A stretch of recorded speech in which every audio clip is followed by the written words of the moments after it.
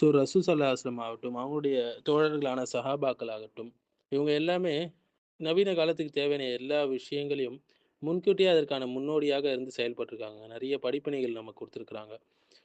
இஸ்லாமிய வரலாற்றிலே ஏற்பட்டக்கூடிய உணவு நெருக்கடி ஆகட்டும், பொருளாதார நெருக்கடி ஆகட்டும், இன்று நவீன கால போர் சூழல்கள், உணவு தட்டுப்பாடு, எக்கனாமிக் கொலாப்ஸ் இது கூட நம்ப பொருத்தி பார்த்து நெறைய முன்னோடியாக அவங்களுடைய வாழ்க்கைய எடுத்து நம்ப அப்ளை பண்ணிக்கொள்ளலாம். அதிலிருந்து பலன் பெற்றுக்கொள்ளலாம்.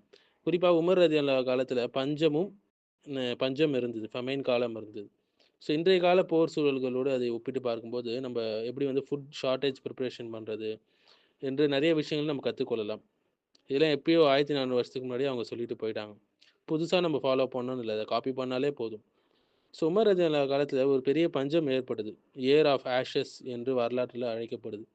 கிபி 639லிருந்து 640 ஆமா 40 காலகட்டத்தில அரேபியால கடுமையான வறட்சி மற்றும் பஞ்சம் ஏற்பட்டது. பல இடங்கள்ல மக்கள் வந்து உணவு இல்லாமல் கஷ்டப்பட்டாங்க. கால்நடைகள் நெறைய இறந்துச்சு. பயிர்கள் வந்து நாசமாச்சு. உமர் ரலியல்லாஹு என்ன நடவடிக்கை எடுத்தாங்க அப்படின்னு சொல்லி பார்த்தீங்கன்னா, ரொம்ப புத்திசாலித்தனமா செயல்பட்டாங்க. ரசூலுல்லாஹ்வுடைய மாணவர் இல்லையா? ஸோ முக்கிய நடவடிக்கைகள் என்னன்னு பார்த்தீங்கன்னா, எல்லா மாநிலங்களுக்கும் கடிதம் அனுப்பி உணவுக்கு உதவி கேட்டாங்க. எகிப்து, சிரியா போன்ற பகுதிகள்ல இருந்து உணவு கொண்டு வரப்பட்டுச்சு.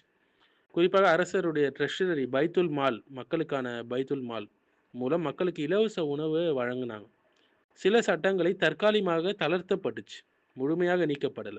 ஃபார் எக்ஸாம்பிள் பசியின் காரணமாக ஒருத்தர் திருடுனார்னா, கடுமையான தண்டனை அவருக்கு கிடையாது. கைய வெட்டுறது அது கிடையாது. அவருடைய தனிப்பட்ட வாழ்க்கை சார்ந்து அவர் வந்து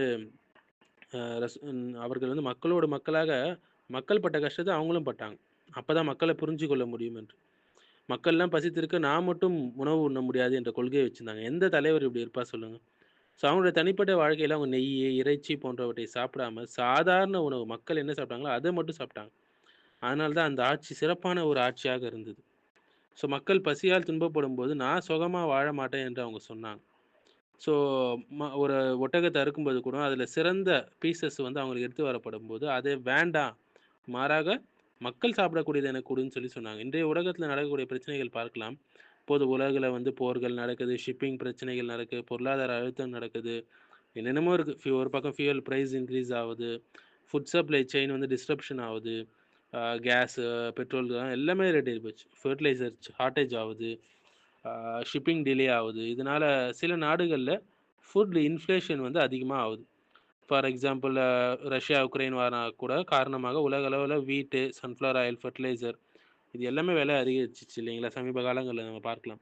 இப்போ உமர் ரலியல்லாஹு காலத்திலிருந்து கிடைக்கக்கூடிய முக்கிய 5 பாடங்கள் என்னன்னா, முதலாவது உணவு சேமிப்பு.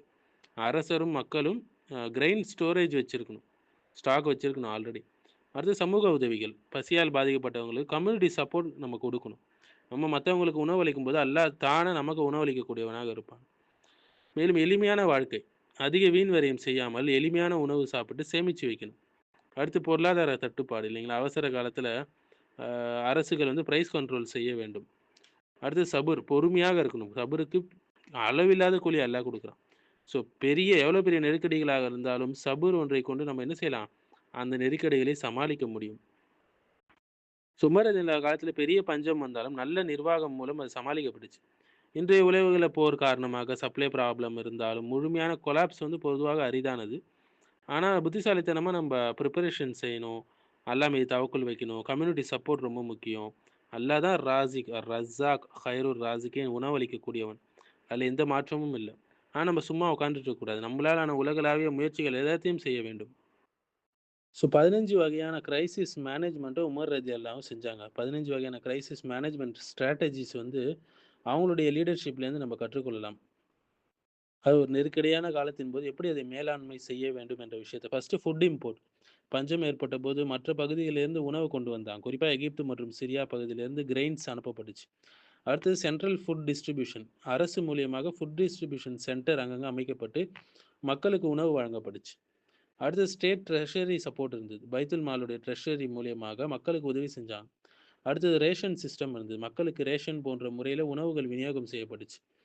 அடுத்து லீடர்ஷிப் சாக்ரிஃபைஸ் இருந்தது. உமர் தனக்கு தானே என்ன செஞ்சாங்க?